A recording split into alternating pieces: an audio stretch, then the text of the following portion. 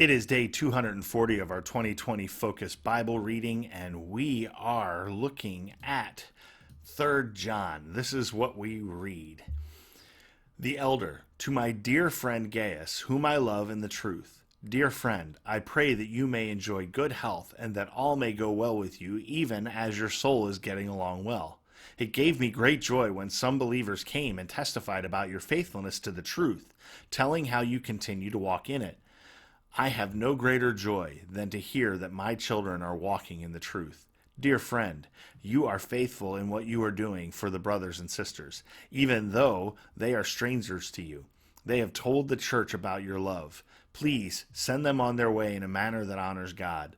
It was for the sake of the name that they went out, receiving no help from the pagans. We ought therefore to show hospitality to such people so that we may work together for the truth. I wrote to the church, but Diotrephes, who loves to be first, will not welcome us. So when I come, I will call attention to what he is doing, spreading malicious nonsense about us. Not satisfied with that, he even refuses to welcome other believers. He also stops those who want to do so and puts them out of the church. Dear friend, do not imitate what is evil, but what is good. Anyone who does what is good is from God. Anyone who does what is evil has not seen God. Demetrius is well spoken of by everyone, and even by the truth itself. We also speak well of him, and you know that our testimony is true. I have much to write you, but I do not want to do so with pen and ink. I hope to see you soon, and we will talk face to face. Peace to you. The friends here send their greetings. Greet the friends there by name. All right, so just a little correspondence here with a man named Gaius, whom I love in the truth. And he talks about this man's reputation as one of being faithful to the truth of who Christ is, even though he's a part of a church community where the leader of that church community is clearly falling off of the path. I think it's fascinating because it talks about his faithfulness to the truth. All right. And then it says this, dear friend, you are faithful in what you are doing for the brothers and sisters, even though they are strangers to you. They have told the church about your, wait for it, love. Do you see again how truth and love are tied together? That he's faithful to the truth. And how do we have evidence of that? Oh, because of the way he shows love towards the brothers and sisters, even those that are strangers. They're strangers to him, but brothers and sisters to him in Christ. And so he opens up his hospitality to them. And he's basically, John saying, keep doing that. Keep doing the ones who are coming in the name, who are coming from me. Make sure you're opening up to them and allowing them in and being hospitable to them. And he writes to Diotrephes, I think it's Diotrephes. And he's just like, oh, what's this guy's problem?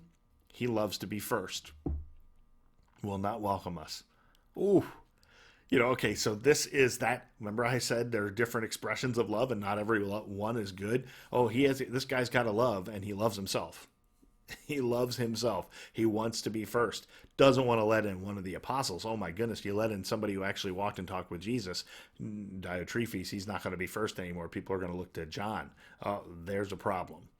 I love what he says next. So when I come, I will call attention to what he's doing, spreading malicious nonsense about us. Yes, he wrote to the church, and he will not welcome us. Yeah, we're coming anyway. That's what's going to happen. When I come, I'm going to point out what he's been doing, and he'll have to deal with that. And he said it's not only people who come from us. This guy's just shutting everybody out. Don't do that, is what he says. Do not imitate what is evil, but what is good. Yeah, anybody who does what is good is from God. Anyone who does what is evil has not seen God. And then he mentions Demetrius, who's another person who has shown himself true. And then again, verse 13. So much more I want to write, but I'm going to do it face to face. Part of that, again, it goes back to very expensive to write people in the ancient world, especially long form letters. Most writing was done in very, very short form unless it was governmental. And if it was governmental, then cost didn't matter.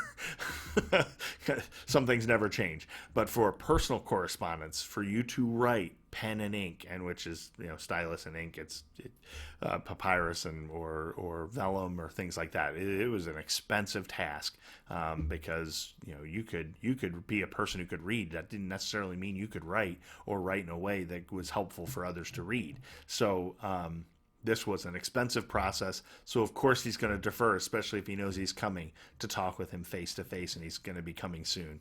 And again, we're not given that information, but we're given enough to, again, tie in this idea of truth and love being primary for John, who is writing about all of this in 1st, 2nd, and 3rd John.